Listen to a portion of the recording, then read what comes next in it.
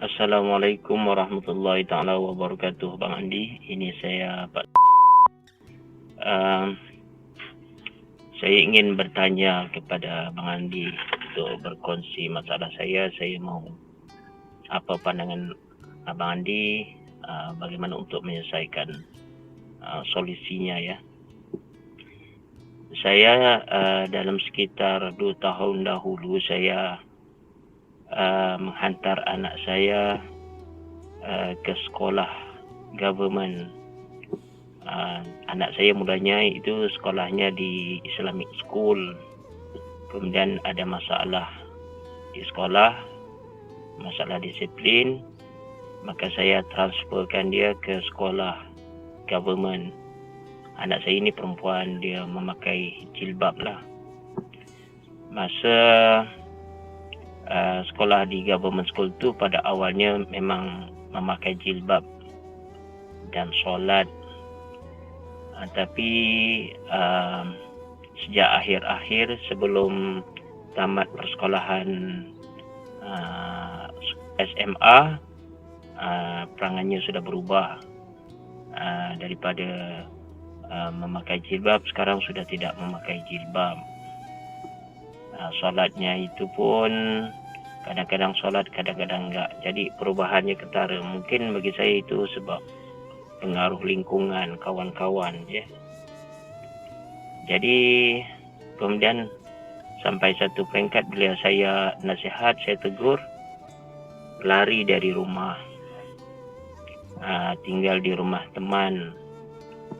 Tapi saya minta anak saya yang sulung kakaknya itu, kakak perempuannya,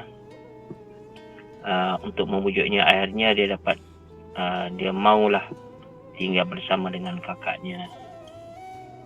Tapi kemudian bila sudah tamat sekolah, dia minta kerja. Jadi saya benarkan dia kerjalah. Tapi masalahnya bila dia kerja, dia tidak menutup auratnya, tidak memakai jilbabnya. Dan sekarang dia merasa macam sensitif kalau ditegur, enggak mau didengar. Jadi bagaimanakah cara solusi yang terbaik yang untuk saya lakukan? Dan saya pun bermunajat pada Allah, mengoreksi diri saya. Mungkin ada kelemahan dan kesilapan saya lah dalam saya mendidik anak saya, sehingga saya terlepas pandang dari segi pendidikannya. Jadi saya minta bagaimanakah caranya untuk saya dapat menyelesaikan masalah ini. Dan saya selalu berdoa supaya dia ini kembali ke jalan yang benar. Itu saja Abang Andi. Assalamualaikum warahmatullahi wabarakatuh. Waalaikumsalam warahmatullahi wabarakatuh, Pak. Alhamdulillah, ujian Allah ya.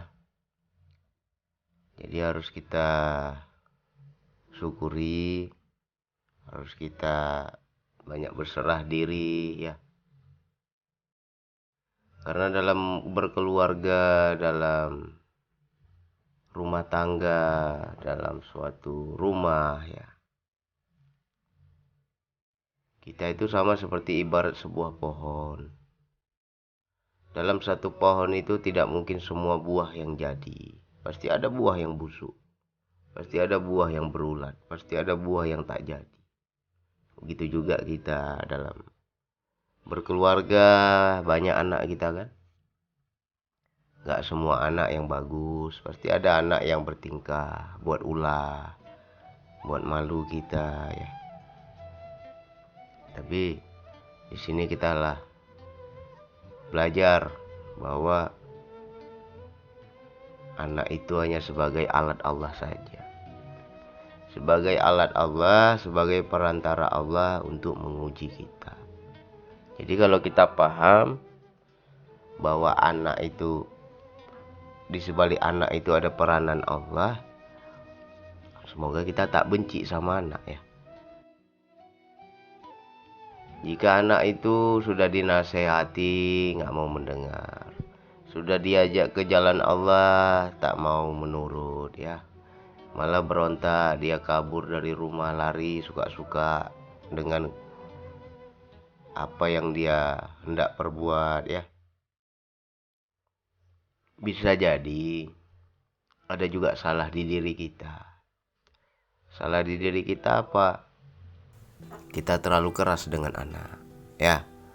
Makanya ingat-ingat, terkadang itulah ya, itu yang membuat kita tuh kadang takut. Ketika diri kita semakin bersih, semakin suci, semakin terhormat, terkadang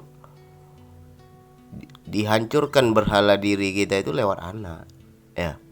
Makanya banyak dalam kehidupan kita lihat bapaknya haji, bapaknya paham agama, tapi anaknya kok macam itu.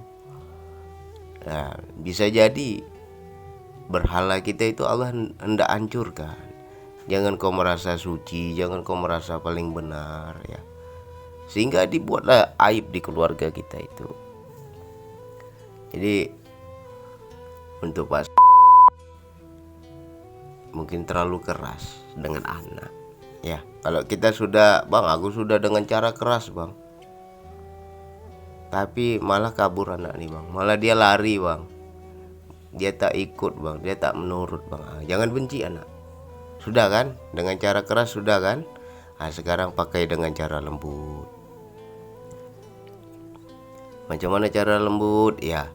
Nggak usah lagi ceramahi, nggak usah lagi dinasehati, nggak usah lagi kita itu secara verbal ya, dengan ucapan, tapi kita nasihati dengan jiwanya.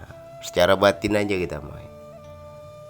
Macam mana secara batin bang? Banyak-banyak mendoakan ya. Ya Allah, sekarang anakku di luar pantauanku, anakku sekarang tak nampak sama aku, tak tahulah apa yang dia perbuat di luar. Jagalah anakku ya Allah, aku bergantung padamu ya Allah, minta begitu. Semoga Allah jaga anak kita ya. Doakan terus anak kita, jangan kita marah benci kepada anak, gak boleh. Karena nanti kalau Pak sakit hati, kesal, merasa terluka dengan sikap anak, Pak ada sedikit kesal dengan anak, kasihan anak itu nanti. Pasti hidup dia tak akan happy, pasti hidup dia tak akan bahagia, pasti akan ada kesusahan dalam hidupnya ya. Jadi kalau kita sayang dengan anak kita, jangan pernah menyimpan kebencian, amarah terlalu lama. Karena amarah orang tua ya amarah Allah juga ya. Jadi kita kalau sudah paham hakikat, lihatlah siapa di sebalik makhluk. Anakku bertingkah Bang Andi, disuruh tutup aurat tak mau. Anakku bikin malu keluarga segala macam. Ya siapa di sebaliknya itu semua? Ada peranan Allah untuk menguji kita. Mungkin selama ini kita merasa terpandang, terhormat, kita merasa kita nih paling taat, kita merasa kita nih keluarga yang istilah dia ya memegang kemuliaan, merasa mulia. Itu buang semua ya. Makanya banyak tuh yang bertingkah tuh bertolak belakang dia. Bapaknya bagus, anaknya bertingkah ya. Bapaknya haji, bapaknya paham agama, emak dia bagus, anaknya bertingkah. Terkadang rasa bagus itu menjadi berhala kita tuh. Di situ yang Allah hancurkan. Makanya kita biasa-biasa sajalah. Yang kedua, dalam mendidik anak, jangan terlalu keras ya. Juga ada salah. Kalau anak sampai dia kabur keluar dari rumah itu pasti ada salah. Jadi jalin lagi hubungan yang baik, gak usah lagi kita banyak ceramah, doakan saja secara batin ya. Insya Allah nanti anak akan menilai, oh kok abah aku, bapak aku, ayah aku ini kok berubah ya, kok dia tetap lembut ya, tetap baik ya, kok dia tak macam dulu ya, banyak mengatur ya. Nanti anak akan mendekat sendiri itu, insya Allah ya. Yang penting kita tak boleh marah sama anak. Nanti terkadang yang kita takutkan, kita sebagai orang tua marah sama anak, dibuatnya anak itu celaka nanti sama Allah. Agar apa? Agar marah kita itu berubah jadi sayang. Ya, makanya banyak tuh orang tua marah sama anak, anak celaka, dibuat penderitaan oleh Allah. Nanti sudah menderita anak itu baru marah kita jadi hilang. Ya, jangan sampai macam itu. Jadi ini saya wanti-wanti lah, jangan sampai marah sama anak, maafkan anak kita. Ya, juga banyak istighfar, mohon ampun. Mungkin cara mendidik kita salah. Ya, tugas kita ini kan hanya mengajak. Ya, wahai Nabi Muhammad, wahai Muhammad, kata Allah kan, tugasmu hanya mengajak, bukannya memaksa. Nah, kita juga sama, mengajak, menyeru, apalagi memberitahu, menasehati. Bukan kita harus memaksa dia begini begitu. Jadi kalau sudah dengan cara yang keras, makin berontak, makin lari, makin kabur dari rumah, makin dia tak mau dengar nasihat, ya pakai cara lembut lah. Ya, perbanyak doa. Ya Allah, anakku di luar, aku tak tahu ya Allah apa yang dia buat di luar sana, jauh dari pantauanku ya Allah, aku tak tahu. Engkau lah yang maha menjaga, maha melindungi ya Allah. Jaga anakku ya Allah. Nah, doa terus tuh anak tuh ya. Mudah-mudahan nanti berubah hati dia.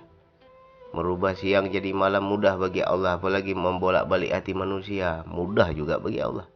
Minta sama Allah bolak-balik hatinya. Ya, yang penting Pak, damai dulu dengan diri sendiri, jangan marah. Dan kita juga banyak istighfar, banyak mohon ampun. Mungkin salah didik, cara kita mendidik anak itu terlalu kasar, terlalu banyak aturan, sehingga anak terkekang ya, terlalu mengatur. Nah, inilah kalau anak udah kabur itu karena kita terlalu mengatur. Oke, nanti mudah-mudahan saya doakan juga, mudah-mudahan Allah memberikan yang terbaik lah untuk Pak dan keluarga, dan untuk anaknya Allah selalu jaga, Allah selalu lindungi ya. Amin ya Allah.